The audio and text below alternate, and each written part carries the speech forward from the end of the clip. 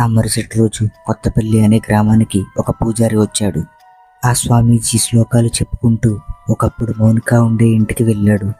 ఇప్పుడు ఆ ఇంట్లో ప్రస్తుతం ఉంటున్న దేవి దగ్గరికి వెళ్ళి మంచినీళ్లు ఇవ్వమని అడుగుతాడు. నీళ్లు తాగిన తర్వాత ఆ ఇంట్లో ఉన్న మౌనిక యొక్క ఎర్ర చీరను చూసి, ఈ ఊరికి అరిష్టం పట్టుకుంది, ఈ ఊరిలో ఉన్న జనమందరి మీద పగ తీర్చుకోవడానికి ఒక దయ్యం రాబోతుంది అని చెప్పి వెంటనే అక్కడి నుంచి వెళ్ళిపోతాడు. ఆ రోజు ఆ స్వామీజీ చెప్పిన మాటలు దేవి పట్టించుకోలేదు.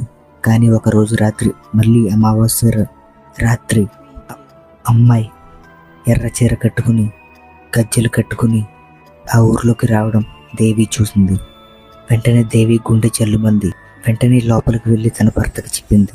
కానీ తన భర్త పట్టించుకోలేదు. మరుసటి రోజు తెల్లారి ఒక ప్లేస్లో ఊరు అంతా కూర్చొని బాధపడుతున్నారు. అసలు ఏం జరిగిందని దేవి